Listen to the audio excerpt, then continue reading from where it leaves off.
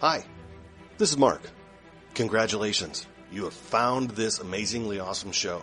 Chances are you're listening to it right now on whether it's iTunes or Stitcher Radio or some other mobile app that allows you to stream this amazingly awesome show to your ear holes. And I can't stress how awesomely amazing this show really is. But did you know that you can also catch the latest episode of this show on the Tangibound Network? That's right. Go check out tangiboundnetwork.com. You can look them up and you can listen to it right there. It's even mobile friendly. What more could you ask for? Which means you can pull it up on your iPhone or your Android, even your Windows phone. Yeah, who has one of those? But still, point remains, you can do it. You can do it. Check it out, tangiboundnetwork.com. Listen to this show, the latest episode, every time. Check it out.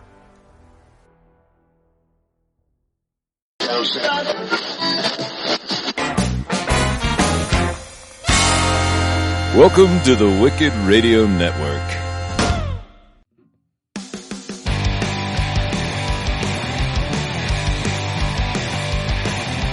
Life sucks to the last drop. Are you gonna blow your head off? Take good aim and don't forget to duck. Life sucks every Monday and all the way to Sunday, but I wouldn't have it any other way. I don't care how you're doing, what's up or how's it hanging. I'd like to buy this world one last drink. And life sucks all of the time, so stick it up your sunshine, and then you'll see the clouds every day. And then you'll see the clouds every day. And then you'll see the clouds every day.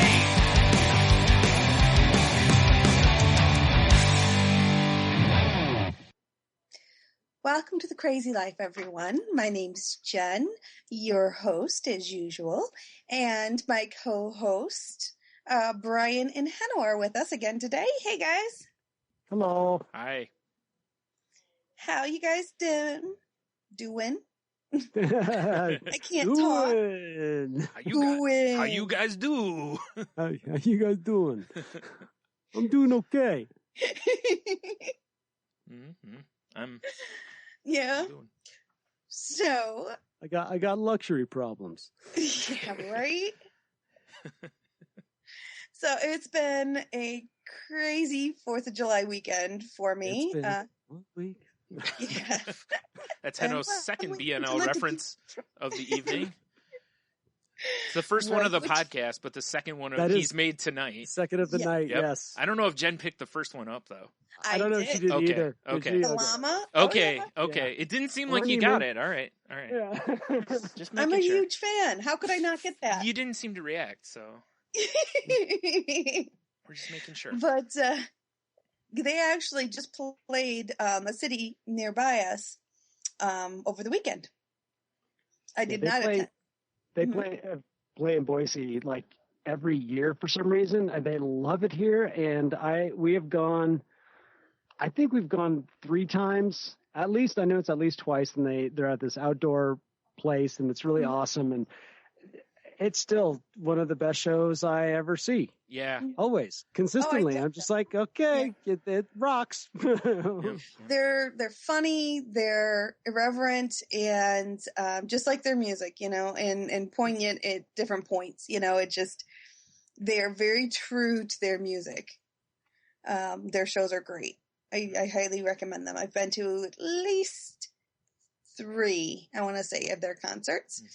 But yeah, they come to a local zoo, amphitheater. Amphitheater? Okay. Theater. Yeah, that thing. It's big, we so have we call it an amphitheater here. Yes, amphitheater. There you go. Everything. Yes.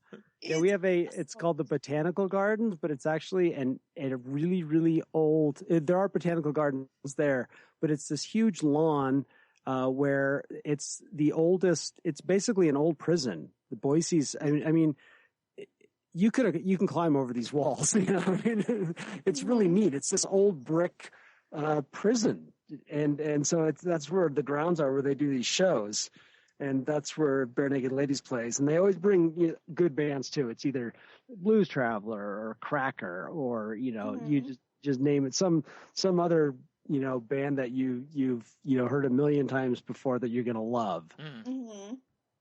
Nice. Yeah, I got to see them. Kind of the Toledo Zoo does that too. Yeah. That sounds very similar. Yeah, it's probably the same idea. They call it the last. I think every year they call it the Last Tour on Earth tour or something like that, or Last Summer on Earth tour or something like that. It's they title it the same. Yeah. Every year, which I just think is hilarious. Well, one of these years they'll be right, or they'll be dead, whichever. It'll be their last. Like yeah. So, yeah. I love or that. they'll break up or whatever. Yeah. So something. Yeah. One of these years it'll be fairly accurate. Yeah. So great band. Yeah. Really but great. unfortunately, I didn't get a chance to see them this last weekend. I was puppy sitting for a very special dog that unfortunately did pass away, which was kind of sad, Monday night. Not because of my care or anything like that. He had health issues, and his companions decided that it was time. So just kind of sad. And in fact, it was very sad, I'll be honest. And a good friend of mine is kind of going through a crisis that I was helping her with, which again was kind of sad, but the fireworks are really cool. Oh, don't even get me started on the fireworks. Oh, I got to watch fireworks from bed this year. Oh, nice. This is totally legit. Henno, this is a PG show. Come on. This is great. My neighbor cut their trees down at the end of last year. Oh yeah. And I never noticed it. And then like, it was like literally like a month ago where I'm like, oh, whoa, there's stumps over there. And so Sharon's like, I wonder if we'll be able to see the fireworks from my bedroom. And I'm like, you know what? We might, because usually we have to literally go down to the intersection a block away, because they do them at the high school, and the high school is just not that far from here. It's like a quarter mile maybe. So sure enough, they started the fireworks, and I'm literally lying in bed looking out the picture window, just watching them. Oh, that's awesome. Nice. Yeah, that was excellent. That's pretty sweet. Yeah. Cool. It was a sweet deal. Oh man, yeah. Here where I live, they started on Thursday. The people around where I live, like not like downtown, the big firework, but the people around here started shooting them off Thursday night and didn't stop until Tuesday. And they were shooting them off at different times of the day, from like noon until 11 till 2 in the morning, and just whenever, it was mostly concentrated at night, but it was just like every day for each of those days, to the point that by Tuesday I was like, I'm beyond done with fireworks. Mm-hmm. And, and I kept seeing so many people posting photos on Instagram of their poor animals, and they're just, you could just look at these poor scared animals, and they're like, man, I wish people would quit with the fireworks already. And I'm like, yeah, as a human, I'm tired of them. It's like, I can't imagine these poor animals. Like, I know what they are. I expect them, because it's this time of year. I know people are going to just keep blowing them up. It's a long weekend. It's, it's whatever. But these poor animals don't know that they're coming. They don't know they're going to keep going for 3 more hours, or, whatever. And they don't care that we're celebrating America. It doesn't, that does not register. Yeah. So I felt, felt bad seeing all these people like, huddling, or, like cuddling their dogs and all this stuff, because they can't, you can't reason with them and say, hey, it's only, just give it another hour. It'll be okay. Right. But, and I don't know if it was just around here or if it was everywhere like that, but it was just like, oh, come on, enough already. Yeah, my neighbor in the back they're the type of family that blows up all the stuff. Yeah. Oh, I should say all the stuffs. Yeah. It's like, it's insane. It's not even dark yet, and it's like there's a fireworks like display going off, across the way.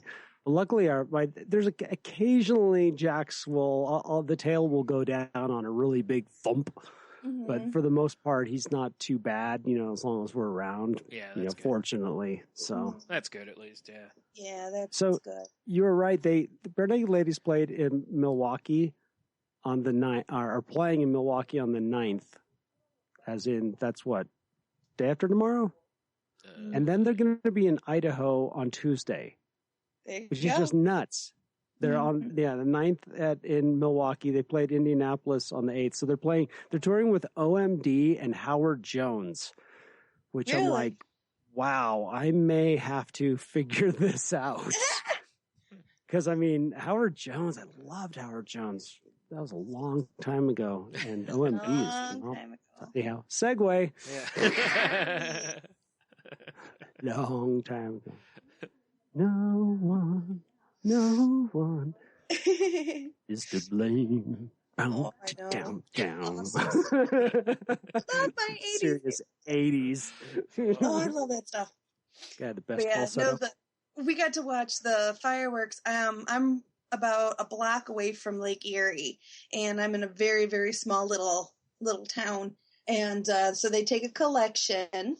The firefighters take a collection, and whatever they raise, it's a 50-50 raffle. And so you buy a ticket.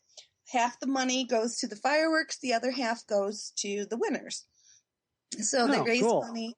Yeah. And so then they go to, the place I live in it's called a pier, and there's a pier that actually goes right out into the water, hence the name of the town. And they go to the end of the pier, and then they set the fireworks off. So, and there's a little beach right there. So we go and sit on the breakwater, and the little cement barrier right there, right behind the beach, and had a perfect view of the fireworks going off over our heads. So yeah, it's really, really neat to kind of see. It amazes me every year, the people that come out, because there's, of course, the families that have the kids, and the kids aren't interested in the fireworks, and they're tired because they've been running around playing all day, but they don't want to go to bed yet because they're overexcited. And so they're arguing and acting fools and stuff. Then you got your couples that are making out under the fireworks. And then you always got the camera people that are, pretty much pushing everybody out of the way because they got to get the perfect shot. So it's really interesting time to kind of people watch at the same time as you're watching the fireworks go off. It's one of those things, and if you really want to hear me go off on this, listen to Salty Language this coming week. But I'm sure. I don't understand the taking of all the pictures of the fireworks. Yeah. Like, who pulls fireworks pictures up over and over again later?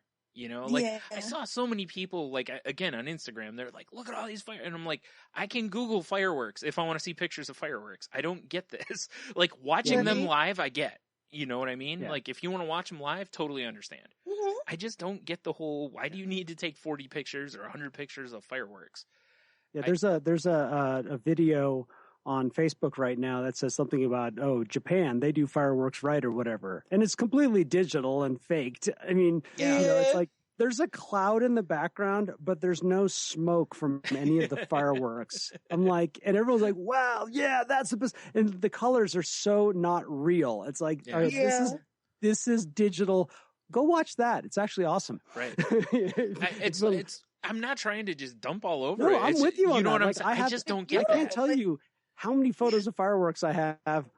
I've never looked at them. They're not interesting. Right? Yeah, that's my point. They've all been deleted. Yeah.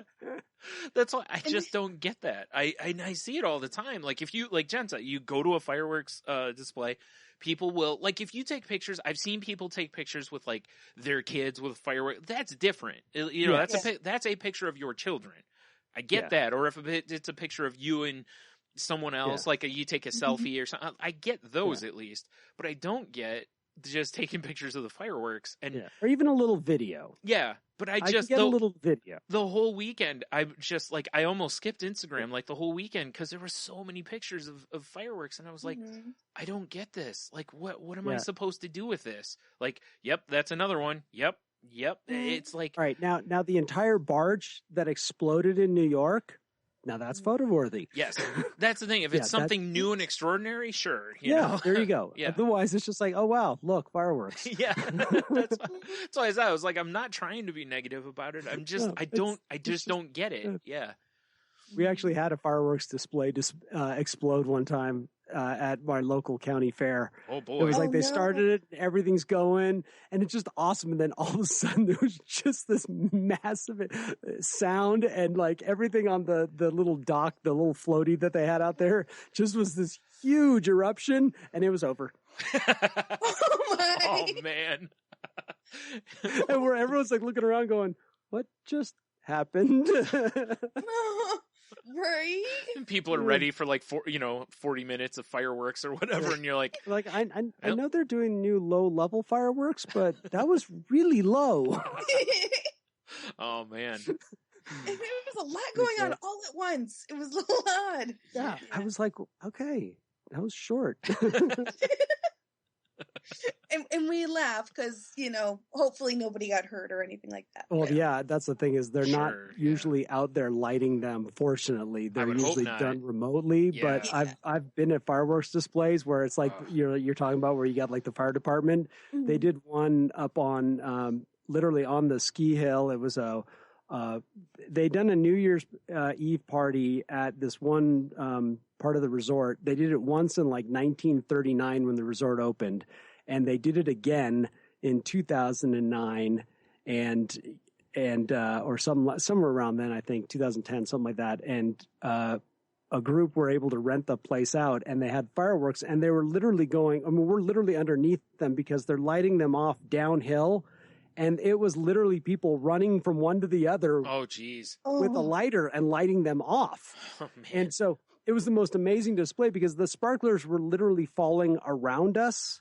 Yeah. Because they were launched below us. I mean, it was a once in a lifetime experience. They'll never do another party up there again. Wow. Yeah. But it was crazy, like, because you're watching, like, whoa, they're actually people running, and they were all being hand lit.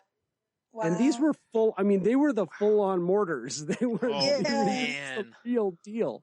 And they did a great job, but it was like, okay, you guys are awfully close to that stuff, and I know you're all volunteer firefighters, but... Still, yeah. Just because you're a volunteer firefighter doesn't mean that accidents can't happen. Exactly. Yeah. Very true. You will light up like everyone else does. Yeah, exactly. Yeah. Oh, man. That was crazy. Ooh, good stuff, yeah. though. So hopefully everybody got through. Made it through safe and sound, and all the digits attached still, and all that good jazz. And our animals are all calmed back down, thankfully, and everybody's doing well. But so that was kind of my crazy weekend. So how about you guys? How was your weeks? Somebody's got to go first. The old dead air. My week's been, it's really, this has been just an overall heavy week, and obviously people, you can draw your own conclusions. I don't want to get into a lot of the big world stuff, but it's just been a really heavy week. And then personally, it's been kind of a heavy week too, because of, just, it's tough to see stuff going on and not bring it to yourself, and then on top of that, over this last week, I've had a few people actually, reach out to me, about things I've retweeted, about mental health, or just things like the one night I tweeted about, I can't remember I always do this. I always mean to talk about stuff and then I forget to actually pull it up so I can get it verbatim. But I posted a tweet about how at night, basically my depression points out everything wrong in my life. And then in the daytime, my anxiety keeps me from doing anything to change it. And, and it's the truth. It's such a two-headed monster.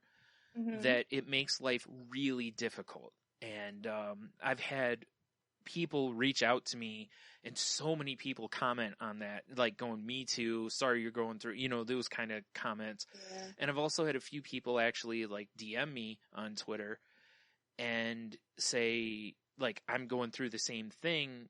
Have you found any, do you have a cheat code? You know, like, do you have have you found any relief? Is there anything you can recommend, kind of a thing?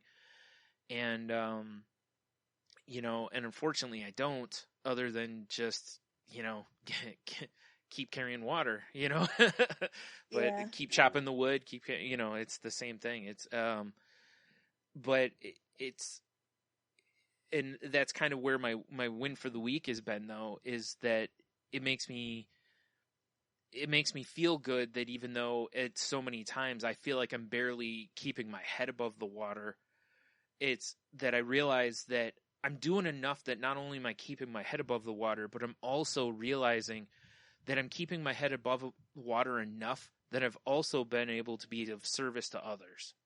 Mm-hmm. Even if it's just enough to say, hey, sorry you're going through that too. Feel free to reach out to me at any time. Or to be there for people who've needed me this week or whenever it's been. It's such a good thing to realize that I've been able to be of service to people who've needed it, you know, and to know that I've made a difference for people in the ways that other people have made that exact same difference for me when I've been down, and just strangers on the internet have reached out to me and said, hey, if you need to talk, I'm here for you. You know, that I've paid it forward. Yeah. That, you know, it was paid to me and I've now moved it forward. It's nice. And like I said, that's my win for the week, is that realizing that I'm learning from what where I've grown, and then applying that and trying to help others find their path too. Mm-hmm. That's awesome. You know, I was also, someone sent me a message through Facebook, actually, about the show, and they were listening and saying how great it is. They really enjoy listening because it's almost like their personal therapy session, where they can listen and get advice, and they can use some of the stuff that we talk about and apply it to their personal situations. And, you know, again, we're not therapists. So, you know, that's the number one thing. We make sure you guys get that. And the podcast should not be, you know, mistaken as a replacement for therapy. Yeah, exactly. And I did actually, because we talked about some issues that he was having, and I did encourage him to reach out to the community and find community therapy groups and things like that for him and some of the things that he's going through. So please, everybody, seek professional help if you need professional help. But I appreciate what his thoughts and his sentiments,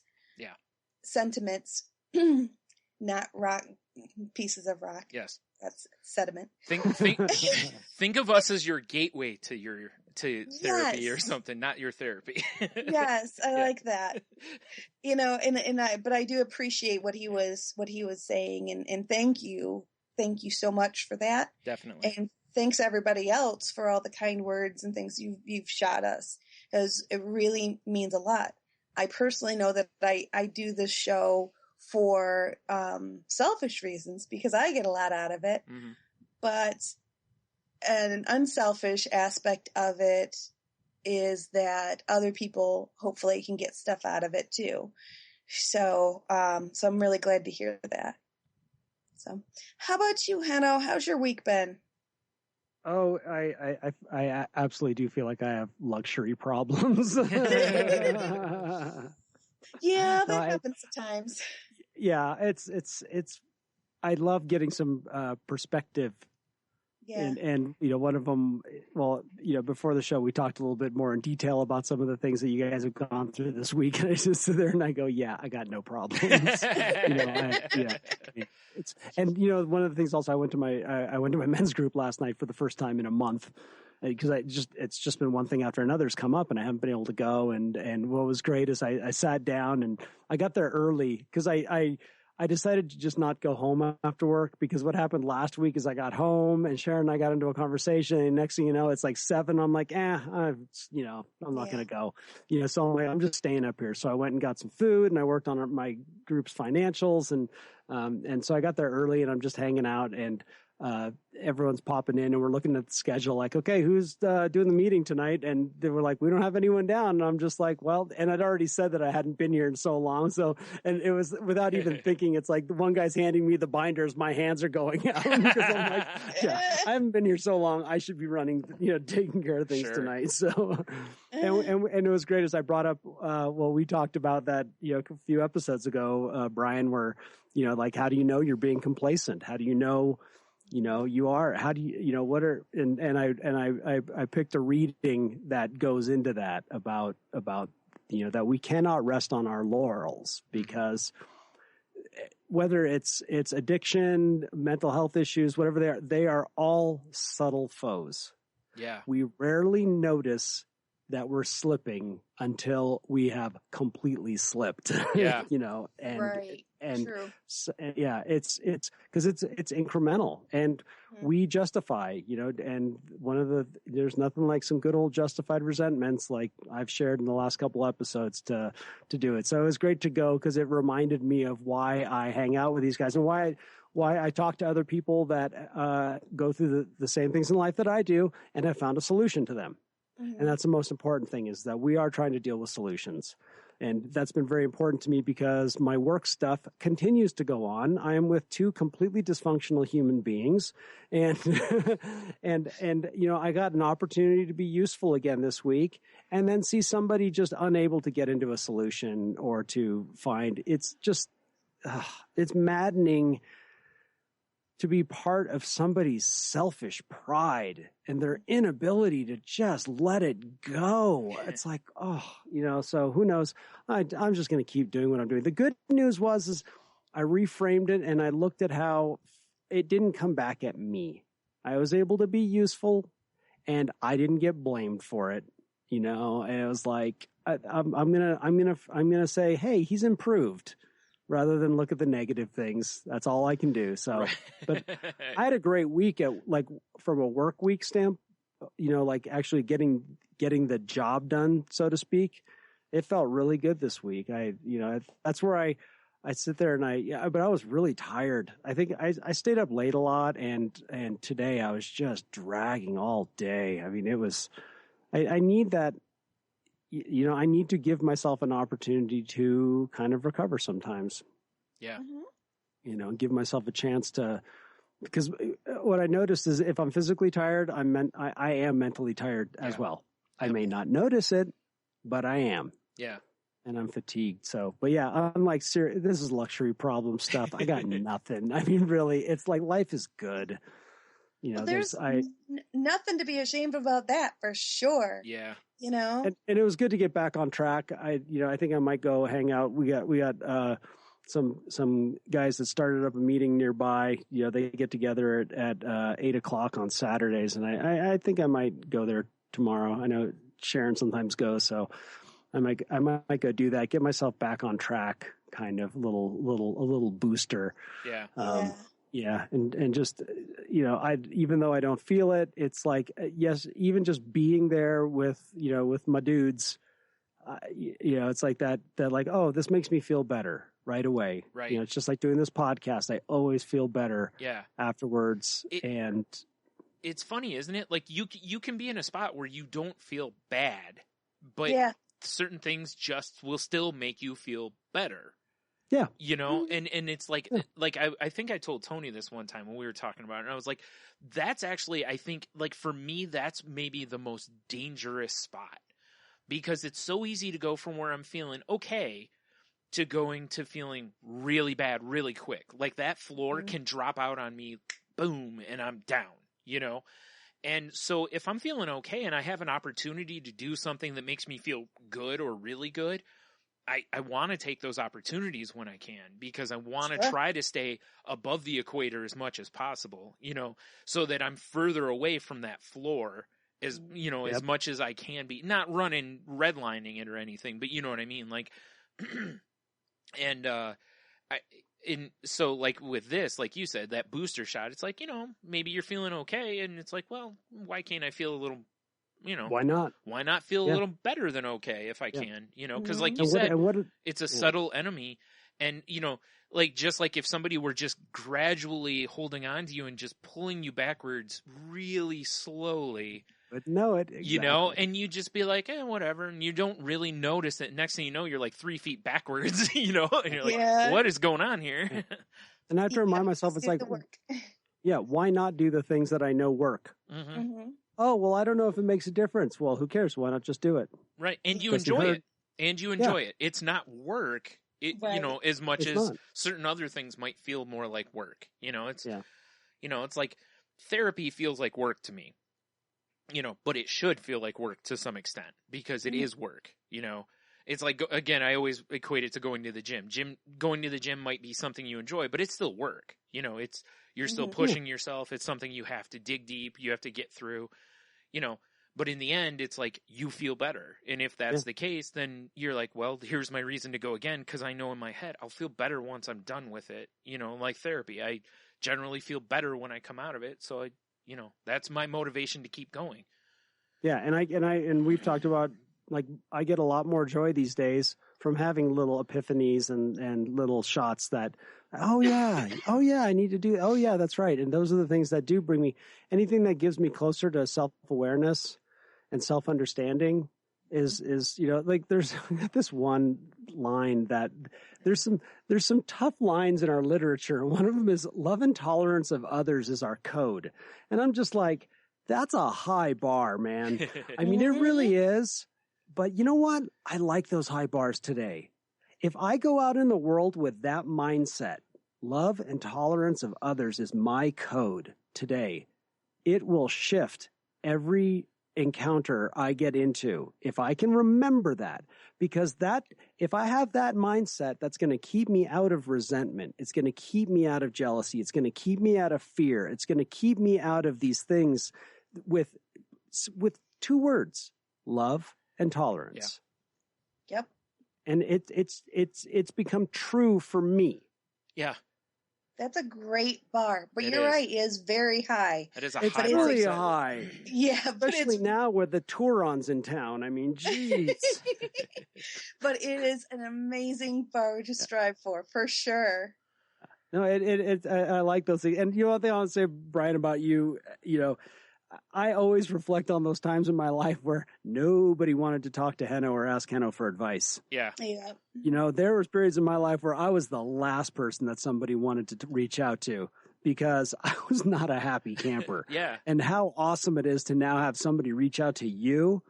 Wow. As we've been sitting here talking, I actually was almost had that same thought because I was sitting here going, you know, it's funny because I've been a person for a long time. I've always kind of had people like ask my opinion on things and different stuff, but it's funny how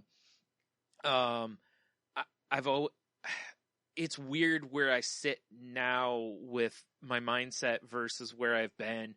And there's some ways that I look back at myself and I go, I don't know how some people tolerated me. Yeah. Yeah. And kudos to those who did. You know, they did it out of absolute love. Yeah, and that's the thing is, and it isn't that I was a horrible person, and that's why they stuck around. It's that my mind was so mired in the dark, and that mindset that, you know, of not wanting help, not seeking help, not trying to fix anything, but just being so consumed with what was wrong instead of going, well, how can I change it? How can I fix it? I was just consumed with, well, this stinks and this stinks and this stinks and this, you know, and it's like, well, okay, maybe it all does, but, you know, like, you know, you've pointed out in the past, I know it's like, well, what part do I play in this? What can I change in this? You know, if this part of my life stinks, what can I alter so at least my part of it doesn't contribute to it to that part of my life stinking, you know? And when you can start changing some of that stuff, you go, well, now it doesn't stink as bad, you know, and maybe then you can make another step. And that's where hope starts building, and that's where things start to reframe. And so that's why I said I look back and I, you know, even myself, I start thinking of how I looked in assessed situations and go, how did I stand myself? Yeah. Like, you know, it's like, I can't believe I did that, you know? Yeah. It's amazing. Multiple times this week, I've had to kind of remind people that how we talk to ourselves is so important, because the things that we say to ourselves are so much worse than we would ever say to another living human being. Yeah. In fact, we wouldn't dream of it, of saying some of the things that we say to ourselves to someone else, because that would be torture and that would be incredibly hurtful and undeniably mean. But yet we don't have a second thought about telling that to ourselves, of saying those same things and turning it on ourselves. And it just, it's amazing the torture we can put ourselves through if we don't really focus and we work hard at it, or not doing it, And then another one of my rules to live by, one of my mottos I try to always live by and remind myself of, is perception is 9/10 of the situation. If you can't change the situation, you change your perception. And I read that at one point. I don't even know who wrote it or who came up with it, but it's always stuck with me, because so often is that true, and it proves itself to be true time and time and time again in my life, that, it's how you perceive things and how you choose to, you have to make a physical, an emotional, and a mental choice to view things from a different angle. Sometimes it's almost impossible to do because you're so stuck in it. But if you can get yourself out of it and able to just look at it slightly different, it's amazing how things change. It really is. Now, Hanno, you brought up the topic of the conversation for this evening, which is jealousy. Now, I had kind of mentioned it a little bit last week about some jealousy issues that I was having at work, and I'm still battling them. I'm still going through it. I just had a session of jealousy today when at work right before I left, where it popped in my head, like, well, if I was in charge, I wouldn't do it that way, type of a stuff. And I'm like, yeah, but I'm not in charge. There's a reason I'm not in charge, and there's a reason for their madness, and it's not fair for me to make things even more difficult than they already are.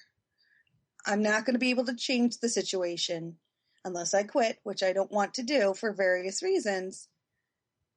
Then I need to change my perception of things, and I need to work on changing how I'm perceiving the situation. And by maybe taking a step outside of myself and looking at it from another way, I can see things a little bit better and a little brighter than what I'm choosing to see it as right now. So, I'm still working through it, but I wanted to do a little bit of work on it over this last week. And I did come up with this really great article. It's from pathwaytohappiness.com. And the title is Overcoming Jealousy and Control in Relationships. Now, this is kind of geared more towards romantic relationships, but I think it's very applicable for any type of relationships we may have in our lives, whether it's with our peers, our coworkers, our loved ones. I think it really can apply. The way it starts is it says, overcoming jealousy is like changing any emotional reaction or behavior. Begins with awareness. Awareness allows you to see that the projected stories in your mind are not true. When you have this clarity, you no longer react to the scenarios that your mind imagines. Jealousy and anger are emotional reactions to believing scenarios in your mind that are not true. By changing what you believe, you change what your imagination is projecting and can eliminate these destructive emotions and reactions, or emotional reactions. Even when there is a justification for the reaction, jealousy and anger are not beneficial ways to deal with the situation and get what we want. Now, that's kind of loaded. It's got a few different things in there. the first thing I wanted to make sure I bring up and that everybody kind of gets the message of, emotions cannot be controlled per se. They are what they are. You can be angry, you can be sad, you can be happy, you can be depressed in the emotional state, not the clinical state. But that doesn't, they just are. They're just facts. They're nouns. They just exist. What we do with them, that is what this is talking about. You're going to get angry. You're going to get jealous. You're going to have these emotions. But processing the emotions and then deciding what action to take upon the emotions, that's where you have the control. And that's where you need to really do the thinking on, is how do I want to react to this? How do I want to manage this? And I mean, just like being hungry or being thirsty, it's just a natural state of humanness, of being a human. You have emotions, we have feelings. What we do about them, that's what makes a difference. So, yeah, that's the difference between I can get jealous about something. That's a character defect of mine. It's something that, it's part of being human. It's something that I want to work on. Right. But, it becomes a shortcoming when I open my mouth about it, when I act upon it. Yeah. In inappropriate ways. Yeah. And that's the main, what you brought up is really true, is like, hey, it's normal for us to feel these feelings. This is normal, it comes back to having, have love and compassion for yourself. You're normal now, and it's not always thinking. Sometimes it's just a little bit of mindfulness, a little, meditation practice. Okay. Get yourself calm. Now, what are you going to do about it? Yeah. Mm-hmm. And that's a great point. Yeah. Oh yeah, and taking that. It's one thing. Right? What do we usually beat ourselves up over? Mm-hmm. Not what we think, what we do. Right.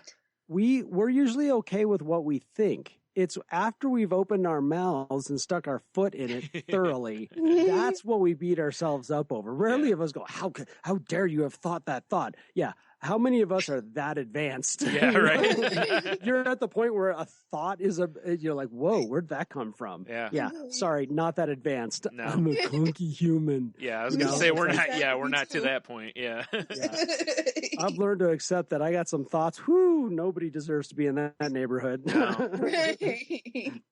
But as long as I don't, if I have a great, and here's these things, these are ways to set ourselves up for success in life, is just remember, it's like, hey, if you didn't say it, then you won't have to beat yourself up over it. Right, yeah.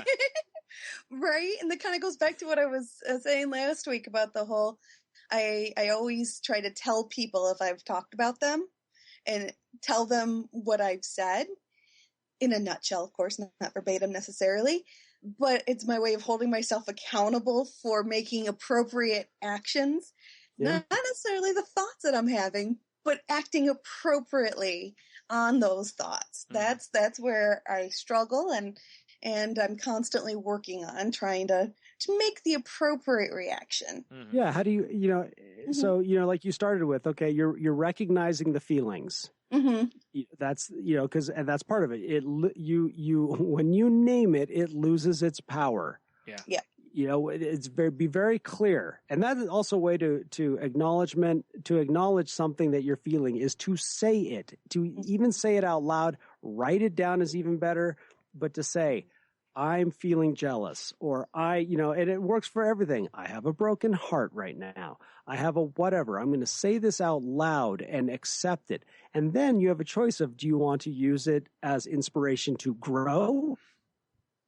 There's choice right there. Yeah. Mm-hmm. If you're jealous of somebody else's skills, well, I'm going to go get those skills also. Yes. Mm-hmm. Rather than worrying about their stuff, I'm going to turn this back on what's my part on it. Exactly. Well, am I doing anything to grow like this person's growing? Yeah. My life stinks because I'm not as talented of an artist as this guy is. Well, what has he done that you haven't done? Has he put in hours and hours of work at his drawing board? Do you put in hours and hours of work at your drawing board? Well, no. Have you, maybe that's where you should start. Well, yeah, but he just got lucky. It's like, well, no, now you're trying to turn it into, now you're just using negative thoughts. It's like, no, put in the work, and use it as a reason for inspiration. Look at him and go, he busted his butt. Now the work has paid off because he's getting job offers. So same thing here, And there are going to be cases where people do get lucky. They're in the right place at the right time. I still think a lot of times, though, I've always believed in that the hard work sets you up for the ability to be in the position to get lucky.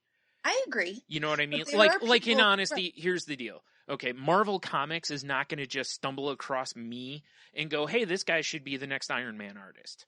Right. You know what I'm saying? Because I have not put in the work that's going to get me that job. Now, if you take someone who has done the work and then they happen to somehow stumble across the person by freak chance, like guy walks into a comic book shop and the guy happens to have his portfolio laying on the counter, but he still had to do the work that would impress the guy.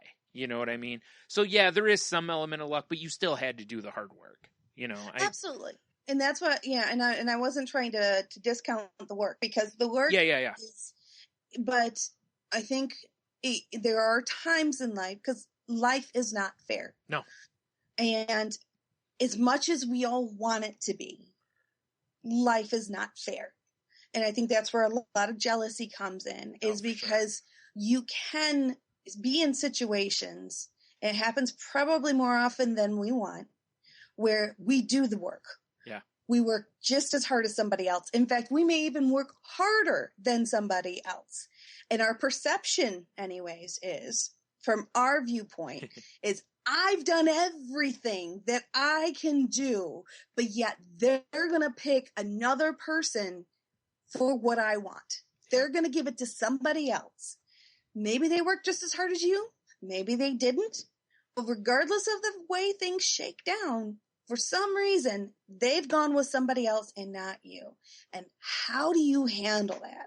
And that's really, really, really tough, especially in circumstances when it's flat out not fair. Yeah. Like, there isn't a good reason why they picked that other person over you. Mm-hmm. Could be timing, could be something they said at the right moment, could be kismet, karma, you name it. I mean, there could be so many different other things happening, but regardless of everything else, could be, in all honesty, that they didn't show jealousy when they were picked for a position before, or someone else was. Could be they didn't show jealousy. Yeah, maybe it's your opportunity to realize you work in the wrong place. Yeah, for exactly. the wrong people. Absolutely. Yeah, and that's where it comes down to taking that jealousy and taking a look at it and saying, yes, I can sit here and live in this jealousy and have it consume me and have it ruin me and my happiness in my life. Yeah. Or you can take the power back. Don't give that power to somebody else to make you feel bad, to make you jealous, to make you all of those things that we don't want to feel. Take that power back and say, you know what? Either you're not appreciating me and I'm going to find somebody who will, or you can take action upon the situation that you have, because you own what's inside you. You own what's inside your brain. That is yours. No one else can take that. No one else can discount that and throw it away, because it's still yours and you can take that wherever you need to go. This can happen in relationships. I mean, we're kind of talking more work stuff right now, but same thing in relationships. If you are that afraid that someone is going to leave you, stop and really think about it and say, you know what? Is this the right person for me? Yeah. Honestly, I'll say this too. And the flip side of that is, if you're afraid that someone is going to steal someone from you, if you're that terrified of it, you've got a lot of work to do on yourself. Yeah. And maybe you're not in a position to where a relationship is the best idea for you. You know, maybe you need to just go do a bunch of work on yourself first and then enter relationships, or maybe just therapy in general is just the right choice for you. you know? Yeah, or couples therapy. There's lots of different options there. Yeah. But so they go on to say to permanently dissolve the emotions such as anger and jealousy in relationships means changing the core beliefs of insecurity and mental projections of what your partner is doing. So I disagree with this article touch. There's no way to permanently dissolve any emotion because every emotion will rear its ugly head in different forms, or good head, depending on the emotion, but it'll reappear constantly throughout your life. There'll be different scenarios, different people involved, everything else could be different, but the emotions will stay the same. You will continuously have all of these emotions because it's part of being human. What ultimately comes down to is how you choose to react upon them will make them either dissipate and dissolve and go away for the time being, or will, force you into action. Now, the steps hold on real quick. Yeah. They might be kind of getting at that if you can kind of get rid of, like, if you're a person who's jealous because when your spouse or significant other is out with someone of the other sex or gender, whatever, if you can stop projecting that they're cheating on you all the time, I think what they're maybe meaning is if you can stop, jealousy will go away. Yes, if you get rid of those ideations, then that the jealousy essentially will subside itself permanently. Which there's probably some some truth to. So there is. It's the idea of having, a practice. If you learn to, through mindfulness, breathing, meditation, whatever you want to call it, and basically you've named it, okay, jealousy. Okay, I am relinquishing this. I don't need this. This does not serve me right now. And imagine it just leaving your body with your breath and keep doing it as long as it takes over and over again. You know what? Eventually you will let it go. It will go away. And that practice becomes stronger and stronger the more you do it. And yes, it's true. Nothing will ever permanently go away, but we can make these, we can turn these character defects into assets if we choose to. And one of the things is to make them where they're no longer irrational and they are rational. So this actually becomes a legitimate radar for you. Yeah. And I think I think this goes with any sort of feelings that we have is to differentiate, if we can, quit it crying wolf, the proverb, little boy cried wolf. If you can make it to quit crying wolf, hey, maybe this can be an actual indicator for you in your life, whether it's your own state of mind, or you honestly have some intuition going about a situation. Sure. But we'll never gain that intuition if all of our reactions are so extreme. Right. Yeah, because there is that to be said about this whole situation is that sometimes if you think your partner is cheating on you, sometimes you're right. Yeah. Right. Sometimes you're not being jealous or paranoid, but yeah. And that's where I think it comes down to making the appropriate reaction. So if you can identify the emotion, accept that you're feeling the emotion, then start breaking it down, that's when you'll really be able to start harnessing it and utilizing it, like you said, as a radar and not as a tool, basically, that you can use as a tool to better the situation, not necessarily it becomes a deficit. Like the first step that they talk about, they have 5 steps that they recommend. The first step is recovering personal power. Somebody I know has a big lecture that he likes to share about don't give people your power. Yep. And it's so true. Mm-hmm. I've heard it from Brian a few times over, and every single time he is dead on, completely correct. And don't give people your power basically talks about don't let people have power to control your thoughts, your mind, your actions. If you give people the power to get you so mad that you ruin the rest of your evening complaining about the situation, then they've taken some power away from you. You've lost a whole evening. Do you think they've lost a whole evening? Probably not. Nope. But you've lost a whole evening. Yeah. You've given that away to them. Yeah. Is that really best interest of you? Probably not. And this goes on the cognitive, or the distorted thinking worksheet too, because most of the time you are running through a conversation, or like Heno mentioned earlier, actions that happened, and you're rerunning a scenario, and, well, I should have done this, or why did I do this?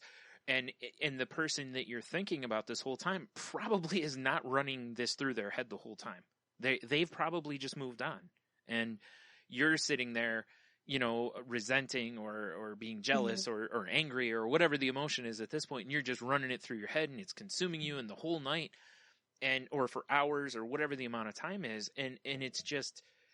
It really is about just taking your power back in this. And like we've talked on previous episodes, it's like, I'm going to allow myself this amount of time, and after that, I'm letting it go. Yep. And I'm angry. I need to be angry because I need to assess the situation. I need to just be angry to work through this emotion and kind of see where I can grow from it. And then once I'm done with that, whether it's half an hour, whatever time you give yourself, I'm done. I'm letting it go. And then the rest of my night is back to me, and I've taken my power back from that emotion. I'm not going to let that person, that emotion, whatever you want to tag it with, I'm not going to let it control me the rest of the night. I'm taking that back. Mm-hmm. Absolutely. And it's a convenient tool to externalize our own personal shortcomings. Yeah. It's easy to point the finger at somebody else. And it's when I gave up on this idea of jealousy within relationships a long time ago. It's one of the few things that I figured out at least a young age, was that this is a waste of time. There's nothing gained by this at all. Yeah. But that didn't stop me from feeling jealousy at the end of relationships, or, and it all came down to self-esteem. So what do? I get angry at somebody else because of my own self-esteem issues. Yeah. I point the finger somewhere else. I externalize it. And it's a very masculine trait. And it's the one place where women can act with masculine traits. Is most times women internalize. In the case of jealousy, they externalize. We all do. That's what we're doing. We're pointing the finger somewhere else, when the reality is the problem is within ourselves. Mm-hmm. And a lot of times with jealousy, it masks other things. And like you were talking about self-esteem issues, insecurities and things. Another thing likes to parade around behind jealousy is hurt. But gotta keep in mind, there's two different types of hurt. It's like, is your heart hurting, or is it your ego hurting? We've talked a little bit about this before. There's a distinct difference between the two. Although, they seem to be tied together. When relationships are involved, it can be both. It can be both. Absolutely. Like Heno mentioned, at the end of a relationship, it certainly can be both. Someone leaves you for someone else, it can very much so be both. You're hurt, or you feel like you were, personally affronted. That's anger, however it works. But those are the steps. That's what you're talking about. Is identify the core of it. Jealousy is an overall. It's an overall emotion that there's many little subsets underneath it. Same thing with the idea of self-centered fear. Fear can take on many, many, many different forms. Right. It's so many different things. It can be self-esteem. It can be ambition. It can be, any number of different, and fear is part of jealousy as well. Yep. So is anger. Yep. And so identify the core beliefs that trigger the emotional reaction. That's number 3 on their list. I think that's awesome. That's exactly what you were just talking about. Yep. Is identify the core, like what's at the core of it. Yeah. If you're afraid that your partner is going to leave you, why are you afraid that your partner is going to leave you? Well, I'm afraid my partner is going to leave me because he keeps a packed bag in his car at all times. Okay, Man. I could see that being a bit disconcerting. That's a good reason for a sit down, for sure. Yeah. Wakes up every morning and tells me, if you don't make that coffee right, I'm out of here. Yeah. Exactly. Good so reason. At those points, you can stop saying, what's at the core of this? Okay. So the core of this is I have some factual situations that he's saying things or they are saying things, be it a he or she. They are saying things that are making me feel uncomfortable and unsecure in our relationship. All right. There, you have something to act upon. Yes. Because then that's a basis of a great conversation where you can sit down with them. And also, one key thing, piece of advice, and this works for both parties in a jealousy conversation: use I, not you. Yes. Because you is an accusation, and nobody wants to hear accusations. I can easily deny. If somebody comes to me and says, you did this, or you acted like this, or that, I could say, no, I didn't. How do you know what I'm feeling inside? Yeah. However, if a person comes up to me and says, I feel this way, I can't say they don't feel that way. Right. I have to accept that they feel this way. If they don't, if they brush that off, if they diminish that, that is emotional abuse. If I come up to you and say, I feel like this, and you say, and you blow me off, that's crap, because you are now trying to diminish my feelings. And that's very important in these conversations, because it takes away from the finger pointing and it brings it back to ourselves. Once again, control. If we can control our own destiny, we need to talk about it from our point of view, not somebody else's, because nobody can make me feel anything. I choose to feel this way. Yeah. Or I don't, because it's just my nature, whatever it is. Yeah. But that's where we take that power back. We talk from ourselves. And the opposite holds true. If somebody's coming up to you and saying, you, stop that conversation right then and there. Yeah. Those are accusations. They cannot know what you did. If they want to talk to you, ask them to speak in terms of I feel like this. You do you, I'll do me. Yep. And keep it like that. Because then it's honest. And we also have a tendency to be a little more compassionate with each other that way. Yeah. Because we're not pointing fingers and we're not coming in with accusations. Right. It's a much better way of communicating. You're totally right. Because as soon as somebody comes up and goes, you did, you immediately, as soon as you hear the words, you did, bang, you're on the defensive. Doesn't even mean, you don't even have to hear the next words. And it could be a great job. You immediately, as soon as you hear you did, you immediately are like you almost set on your back foot at that point. Waiting. You know what I mean? Like you almost are like, you start to almost bring your hands up, Defensive mode. Yep. Go right into the defense. Yes. Well, and I think a perfect example, like take that, the situation I was just talking about. So we have a couple. In this particular case, the guy could be the woman. The guy keeps a packed bag in his car for overnight stays. He says on a consistent basis, if you don't do this, then I'm going to leave you. So at that point, if you're feeling jealous, you have something to talk about. So you have to sit down and you say, okay, I'm feeling uncomfortable. I don't feel secure in our relationship. The reason I don't feel secure is some of the things that you are saying and doing has made me feel insecure.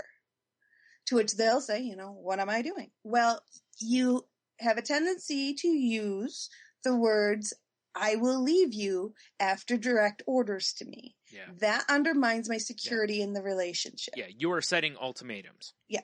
Yeah. And you having that packed bag in your car for overnight stays really makes me insecure, and I'm starting to feel jealous. Yeah. And I will say firsthand, and if you're ever in a relationship where someone gives ultimatums, it generally doesn't work out well. No. Most people don't like ultimatums of any kind, And I'm going to a little extreme, right? Here but it's still the same. Make an example. Yeah. But you're right. Yeah. And you can ask them, if they're willing to change that. Exactly. Yeah. And that's when you see then the ball bounces back and forth. You're like, this is how it's making me feel. Yeah. I don't want to feel this way. Right. And how Yeah. can Would you be willing to maybe not do this? Yeah, so that I can feel more secure and I won't feel as jealous. Yeah. And there's no better way to find out if you're with the right person than to make a simple request. That's so true. A lot of information there. That is so true. You got the basketball in your hands. You've just tossed the basketball over to them. Like, so now they have the ball. You give this a shot. Yeah. Yeah. So now they have the ball. So they have a choice to make. You brought it to them. They have the opportunity to make a choice. Their choice is not right or wrong for you. It is right or wrong for them. So they need to make the choice that fits what they want the best. So when holding that ball and they look at you and go, nah, not really. I'm kind of happy the way things are. That's them tossing the ball back to you. At that point, you have the choice again.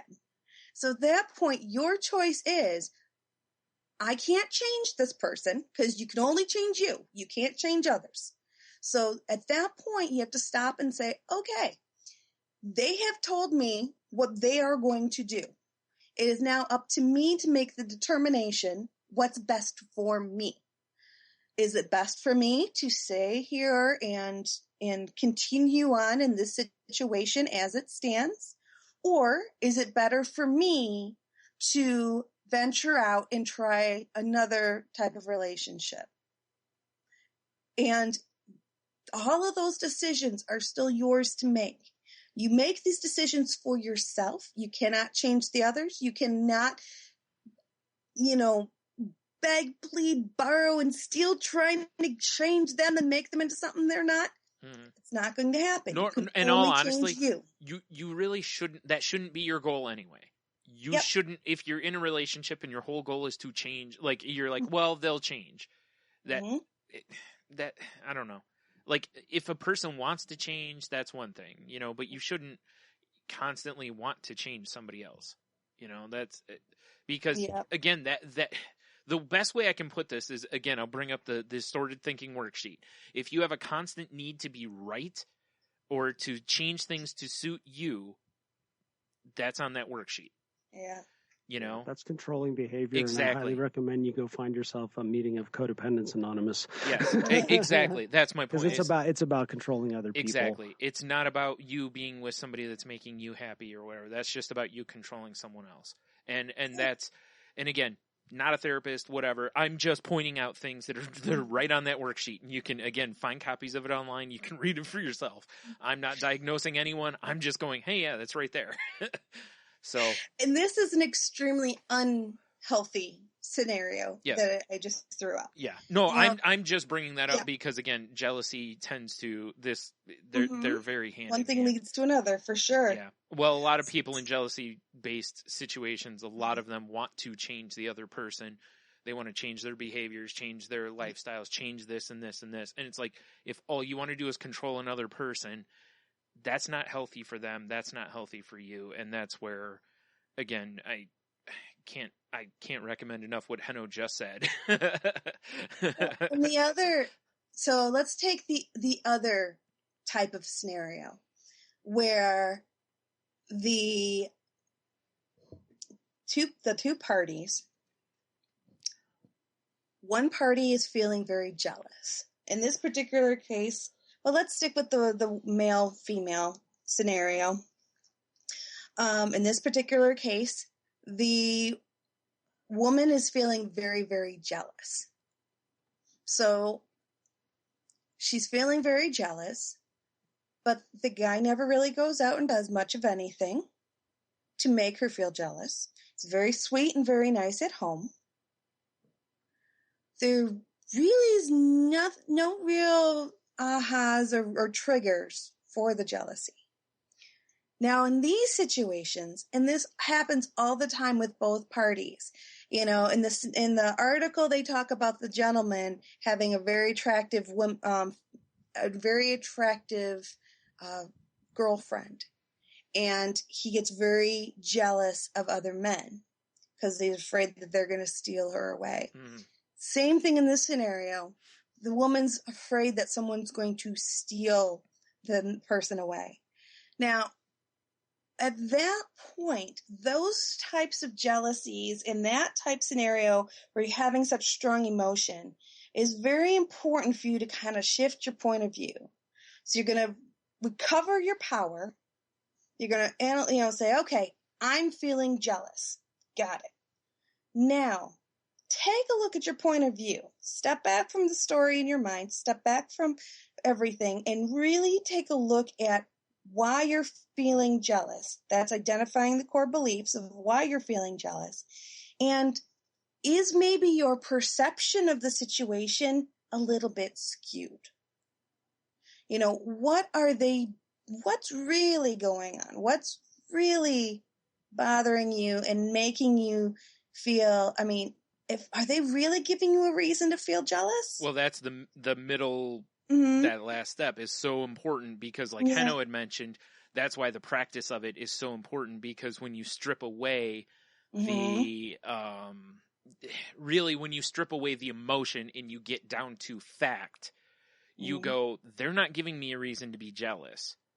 I'm jealous because of this reason, like a past boyfriend cheated on me or whatever, and I'm applying that to a current situation or or whatever. My head is telling me things. Yes. I'm perceiving situations not as they are. Right. And then it allows you to assess the situation, again, it strips away everything and so you can look at things more objectively. Yeah. So in our scenario with the jealous woman and the seemingly innocent man, the man keeps... Sorry, just the way you said that was so funny. The seemingly man in this scenario. Like, just so everyone knows, Jen did not air quote when she said seemingly innocent, but it sure sounded like you did. If I were listening, I would have been like, seemingly innocent. Seemingly. So the guy also keeps a fully packed bag in his car at all times. But the reason he does this is because a lot of times he has to work really late. And when he's working late, instead of going home to shower and change and get a couple hours sleep, he just sleeps at the office on a couch that's in his office. Mm-hmm. Now, the woman could feel she's very justified in her jealousy. He keeps a packed bag in his car. He spends the night at the quote unquote office. How do I know? Yeah. How can I trust that? And seemingly situations like that happen all the time where it's very plausible. It's very, very plausible that everything he's saying and he's doing is 100% honest and true. But her perception of the situation is clouded by this jealousy. And if she could just take a step outside of that current perception and look at the facts and look at things from a different angle, all of a sudden it's like, oh, well, of course, that makes sense. He works an hour away. For him to drive an hour home at night, I don't want him driving at night when he's tired and then he's going to get in an accident. I want to make sure that he's safe, and sleeping at the office makes a lot of sense when he's really busy and crazy days like that. So it's really kind of reframing, like stop the crazy thoughts and reframing it and making it into something that's more logical given the state of the facts as you know them. Mm-hmm. So another thing is become aware that the beliefs in your mind are not true. This is different than knowing intellectually that the stories are not true. So you have to become aware that your emotions are prompting you to view things from a specific angle. And once you're aware that you're jealous, you're aware that you're in a situation and you dig deep and you're like, okay, what's causing me to be jealous? All right. Am I seeing it from all angles of the scenario? Is there stuff that I'm missing? Once you get to all that, you become aware that some of the stuff, some of the journeys my brain's going on may not be reality. It might be just games my brain is playing with me. And really, once you get to that point, you're really starting to dissolve that jealousy and going, you know what? This is kind of silly. And pretty soon you'll start feeling better. Right. This is, again, why we mentioned, before about why it's kind of important to, process this to where you can kind of strip away some of this so that when something does come up, you can process it correctly rather than lumping it into the other, so you can go ahead. And don't have the conversations while you're still in that emotion. Good call. Have the conversation after you've calmed down, because then you might get that perspective you need. Even though you might not agree with what your partner is saying, at least you'll have a chance of listening. Because when we're hyped up on emotion, we tend to not listen and we lose that perspective, because your view of the situation might be completely different than how the other person sees it. And you'll never get an opportunity to hear that and to have it actually penetrate if the emotions are preventing you from really listening. Even if you don't agree, you don't have to. We don't have to agree with each other to listen to each other. And that's an opportunity for especially with couples to grow. But this also applies to friendships. It applies to working relationships, all that stuff. These are all opportunities to grow if we're willing to listen to each other. Exactly. And there's things that we can do to help each other as well by having these conversations. Like, for instance, our conversation, that's the scenario with the jealous woman and the hardworking man. Part of their conversation, she tells him, you know what? It's really tough. I'm feeling very jealous of the time that you're spending away from the house, and who you're meeting and all this stuff that's going on. It's starting to bother me, but I don't know how to resolve this. So he thinks about it and he's like, how about this? How about I'll call you from my office phone and let you know if I'm going to be spending the night at work, so that you'll know where I'm at, and so you won't have to worry about me driving home or stay up late waiting for me to come home at night. And 2, you have my office number, so you know what's going on, and I'm going to spend the evening there. And she's like, nah, don't worry about it. I'll just check up on, find my phone on the Apple app. And no. And I'll just, log into to the tracking. Yeah.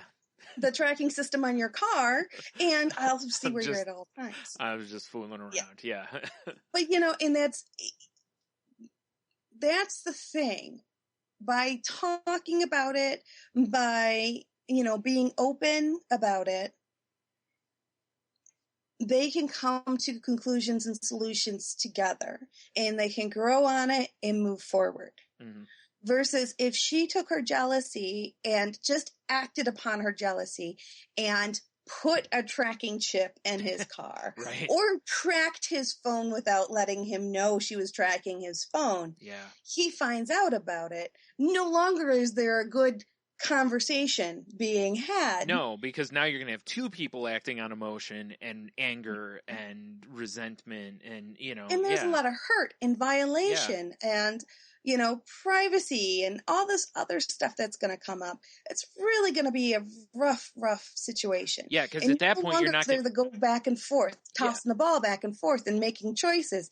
Now you've taken all the choices away from the other person. You're the only one that gets choices in that scenario. Well, yeah. And when they get a chance to make a choice, it may not be the choice you want them to make. Plus, you have 2 people with trust issues instead of 1 with potentially a trust issue. Exactly. You have 2 with definitive trust issues at that point. That's it's no bueno, people. No good. No good. Yeah.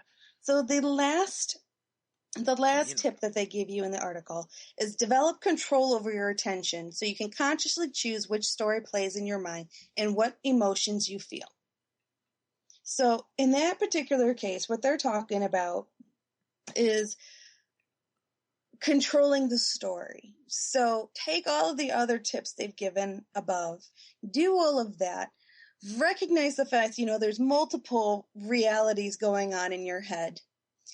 Choose the reality that you can control. And you're going to this is the real reality, and get rid of all the other stuff. Push it out of the way, because that's not real. What's real is this. This is what's really going on. He's spending the night at work because he's tired and he's going to stay the night at work. That is the reality. We know that's the case. That is the story we are sticking within our heads, and all the rest of it can just go flying out the window. Yeah. Not very easy to do. No, not at all. This is a reframing exercise. Yes. And reframing is not an easy thing to do. Yeah. And it's also part of that idea of honing your personal skills. So here's your opportunity to work on yourself, is work on those self-esteem things, work on the tools and tips to not letting emotions control you, work on all those things so that you actually, can fine-tune those emotions to where they actually work in your favor and rather than against you. That's for me has been the greatest struggle. After getting rid of alcohol, which was my tool to just kind of blot everything, was, hey, I had a lot of emotions that I now had to deal with in a new way. And I had to learn how to hone them to the point where now they become an intuition. And, the other thing is, this happens to me a lot more at work than it does in my personal relationships. But it's this idea of oh, well, if this person's doing something to you, why don't you let others know, or blah, blah, blah. And my belief is that everybody, if someone's doing something, they're going to shoot themselves in the foot dramatically eventually. Nobody gets away with stuff forever. So even if, you feel suspicious about something, you don't need to go hunting it down. It's one of the, just from my own personal, I have been there. I've done the whole, hey, I had access to somebody's computer and I looked through some emails. It didn't help. It made me feel a lot worse. Yeah. And ultimately, the fact of the matter is that if you are suspicious of somebody and you think that it's, irrational, first deal with the irrational things. Once you've dealt with that and you've made yourself where you feel like, okay, it's not my insecurity, I feel good, blah, blah, blah. Someone that's doing something wrong is going to do it in a way that is so bad, you're going to find out for sure, and you're going to know for sure, and then you can feel good. And because my biggest complaint about myself, and I share this a lot with people that are going through relationship changes, is because I didn't act with a lot of grace and dignity at times. I said things that I wish I wouldn't have said, and it's a little restrained tongue of pen would have gone a long way for me. And, that's the one thing that if these things are never easy, but after the end of it all, if you can feel good about your own way, that you handled it with grace and dignity, that you did treat the other person with love and tolerance, the best that you can with your abilities, you're going to feel a lot better about yourself when it's all said and done, and not do that beating ourselves up thing. Yeah. Absolutely. Yeah, it's so you'll get important. through those scenarios. You'll get through them. These are opportunities for couples to grow together. These are opportunities for friendships to get better. These are opportunities for personal growth. And that's the thing too for me, is I've seen so many people that get really, really jealous, and a lot of times I've always been, I was brought up, and my dad and my mom both were always of the thought process that was like, hey, if someone else can just straight out take somebody from you, let them go. Like if someone can take someone from you that easy, they weren't yours, or they weren't, it's not meant to be. They weren't essentially the one for you. Yeah, exactly. So I've never really been a big time. I'm not jealous in that way. Like, I'm not a relationship jealous person. And honestly, part of that has to do with my depression too. I detach, but in friendships and in other stuff, I tend to detach from people, which is something I'm very aware of, and I'm very much trying to not do anymore. But so, there's that element, but at the same time, I've kind of always had that, is if somebody wants to walk out the door, it's like, there's the door. If you feel that strongly about it, there's the door, walk out, But when I see people go through this, it's just a lot of times, and I have horrible self-esteem. I'm, again, working on it, but I don't have great self-esteem.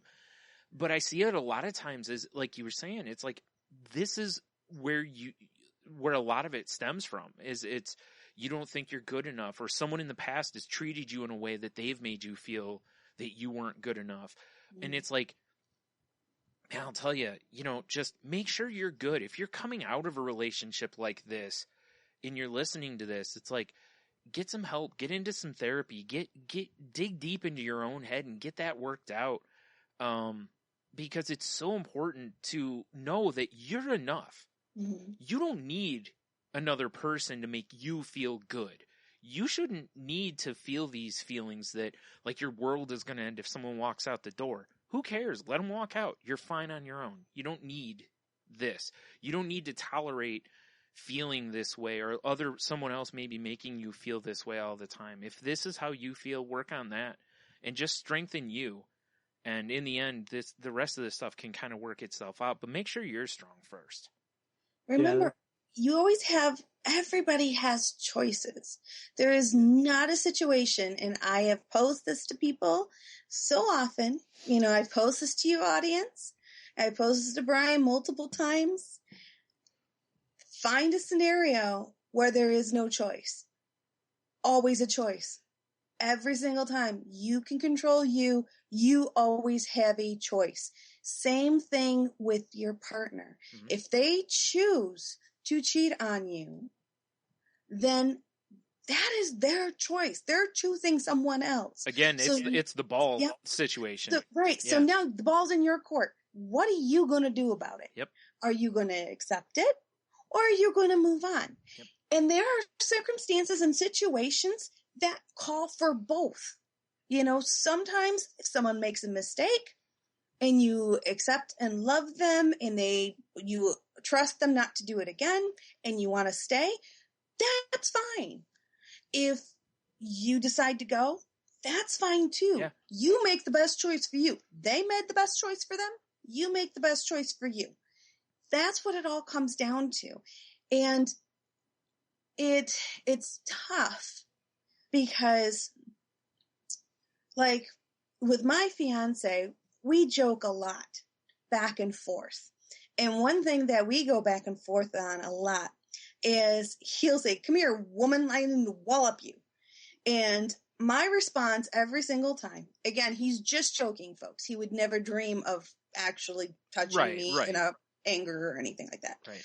He's just joking. But my response is always the same. I look at him and go, "No, you won't."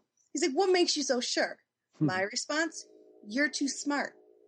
He's like, "Oh, I'm too smart, huh?" I'm like, "Yeah, you're too smart because I'm one of the best things that's ever happened to your life. And you're too smart because you recognize that, and as soon as you put a finger on me, I'd be out the door."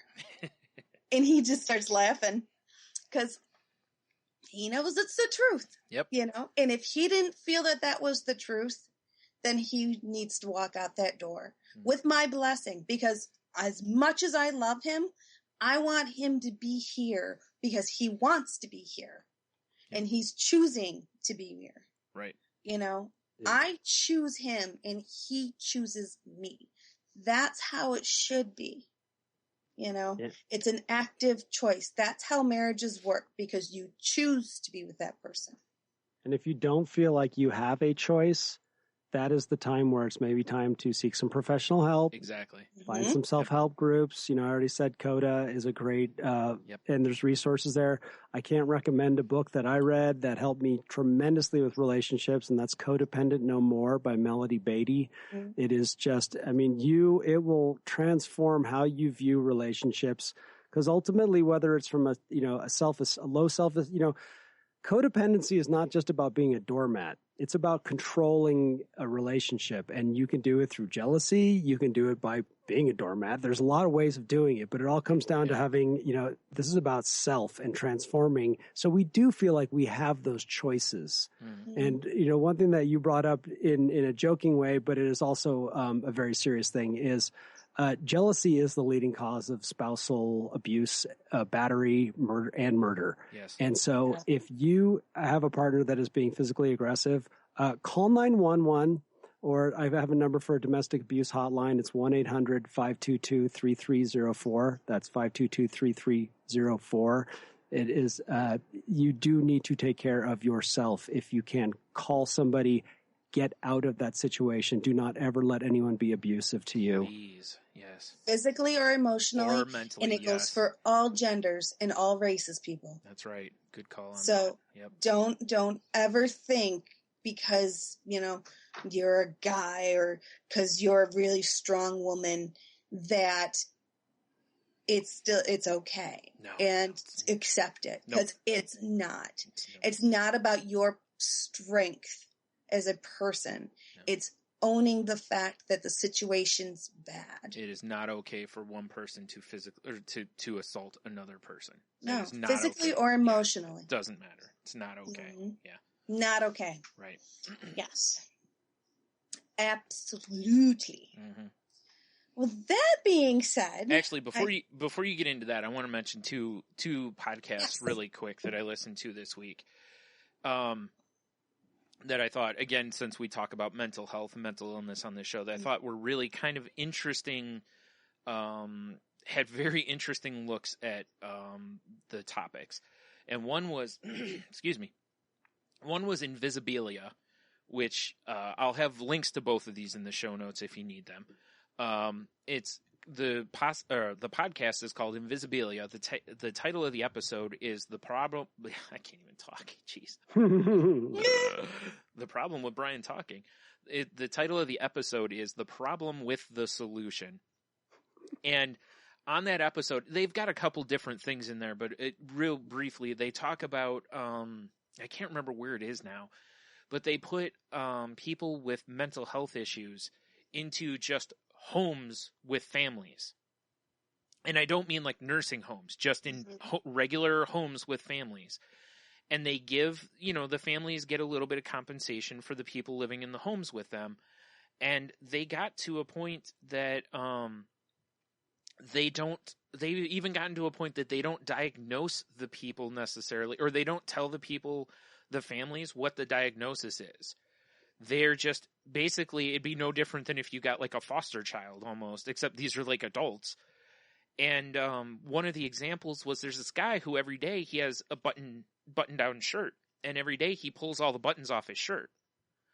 And the woman who he lives with, someone mentioned to her about, well, use fish line because then he won't be able to pull the buttons off as easy. And the woman was like upset, like, no, you don't understand. He needs to pull those buttons off because that makes him feel okay by pulling those buttons off. So every day she sews those buttons back on so he can pull those buttons back off every day. And that's how she approached it. Not as though there's something wrong with him, but this is her way of allowing him to find the relief that he needs from his condition. Mm. And just, it's a different mindset that instead of addressing them as sick or treating them with medications and treatments and therapy, but just putting them into a family environment and just allowing them to be part of this environment. And they said that the results have been really interesting and good. And it's just a kind of a fascinating look at just a different way of dealing with people with mental illness. So, and I'm not advocating anything. It's just a really neat, just a different look at something. And just how people were willing to open their doors to people with mental illnesses just to help, which is awesome. And I always love when I hear those kind of stories anyway. The second podcast, and this one, I will warn you, is not safe for work. And but it's a really good podcast, but it's an extremely emotionally heavy podcast. And it's called Risk. R-I-S-K. And the episode title is Lovesick. And the first story on it is not the one I'm talking about. And it's a kind of a graphic one. But the second story is about a guy who basically gets real life catfished by a woman. Mm-hmm. And I don't want to give this whole story away because it's just such a, I'm trying to think of how to describe it without cussing. But it's a mind twist. Yes, we'll go with that. It is it blew my mind because basically when you get to a certain part in the story, when he completely blows your mind open and you're like, wow, and then you're thinking this is going to resolve the story, it's only the beginning. Wow. And it's a woman who has mental health issues, and him just being of service to this woman all the way through. And, you know, I'll openly admit, I was catfished online a couple years ago, or a year ago, whatever it was. No, a year and a half, 2 years, whatever it was. And the way it happened to me, I had totally identified with this guy, because the way that I ended up kind of getting wrapped up into it is similar to how this guy kind of gets wrapped up into it. And it's basically that some people are so willing to help others when they need help that you basically, you know, it can be used as a weapon against you, of course, you know. So anyway, but this story was just so mind-blowing that I think people should listen to it. And that podcast, like I said, every week it's people just getting, most of them are in front of an audience, and they just tell these, a lot of them are heartbreaking stories. A lot of them are feel-good stories. Some are funny, some are not, some are brutal and tragic. So like I said, not safe for work.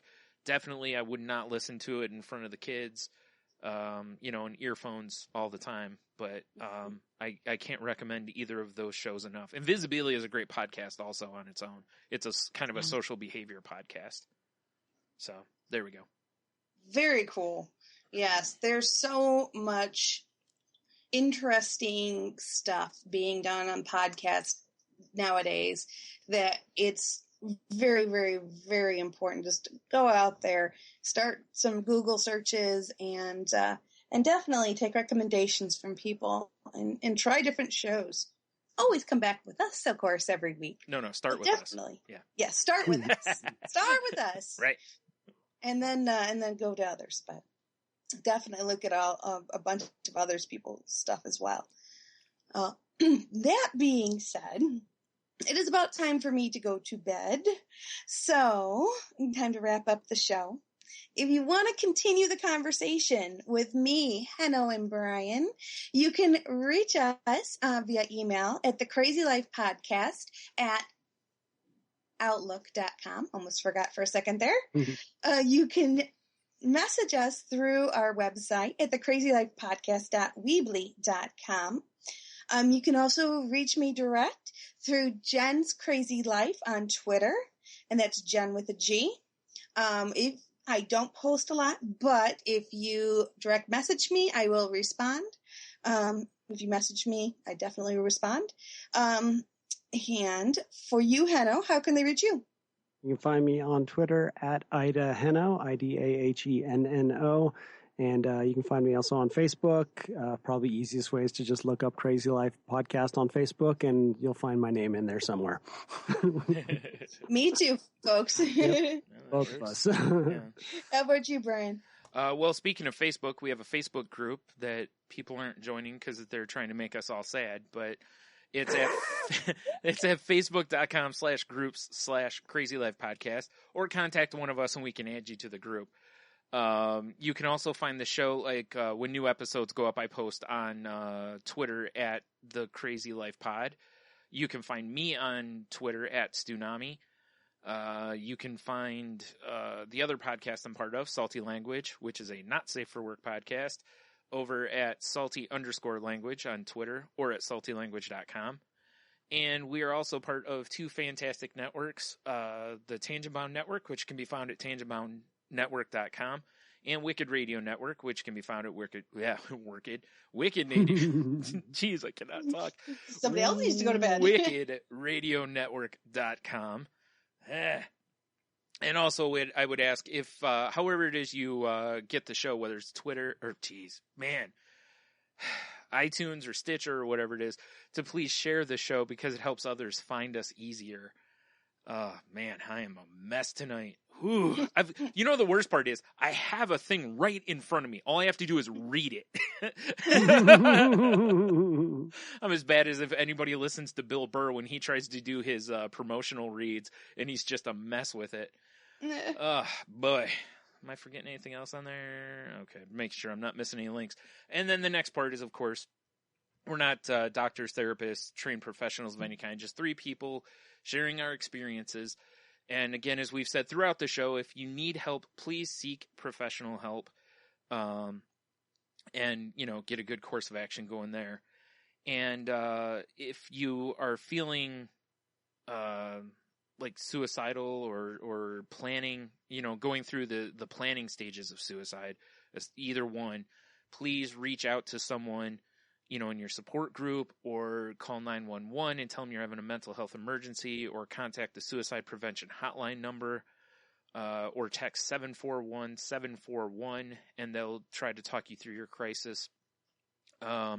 Or go again on our Facebook group. I've got a page of links for like kind of online support stuff, as well as phone numbers and whatnot, if you need help. And let's see, what am I forgetting here? Oh yeah, the last part of that. I'm telling you, I'm a mess. Just please don't be alone. If you need help, please reach out to somebody. Just please don't be alone, and please don't act on those impulses. There is help out there if you want it. Just reach out to somebody. Again, you're not alone. We're all sledging through this. So reach out, please. Absolutely. So important, as we've mentioned many times on here.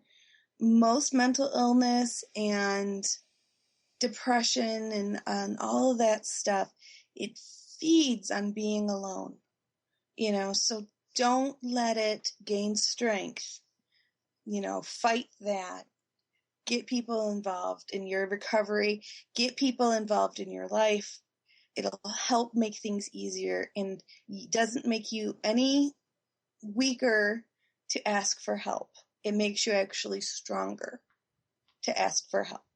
So, that being said, everybody, keep breathing and have a great week.